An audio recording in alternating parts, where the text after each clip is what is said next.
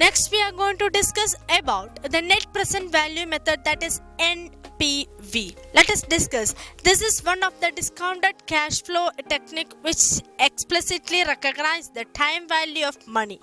In this method, all cash inflows and outflows are converted into the present value, that is value at the present time, and applying an appropriate rate of interest, usually cost of capital. In other words, the net present value method discount inflow and outflow to the present value at the appropriate cost of capital and the set present value of the cash inflow against the present value of outflow to calculate the net present value. And the net present value is obtained by subtracting the present value of cash outflow from the present value of the cash inflow. Now, let us discuss the next is rule of acceptance.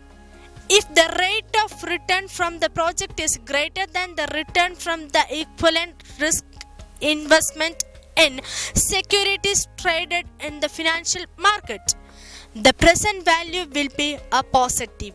And alternatively, if the rate of return is lower, then the net present value will be the negative.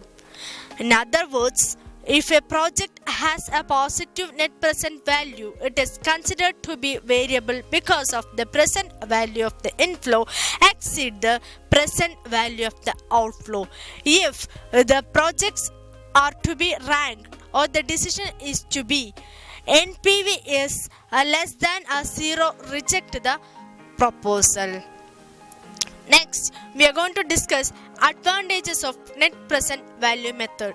That is, first one is it recognizes the time value of money and it's thus the scientific in its approach. Second is all the cash flows are spread over the entire life of the project are used for calculations. And the third is it is consistent with the objectives of maximizing the welfare of the owners and its deposits the positive or otherwise the present value of the proposal. Next, let us discuss the disadvantages in that first one. This method is comparatively difficult to understand or use. And second, the project and considerations involve the different amount of investment. The net present value method may not give satisfactory results.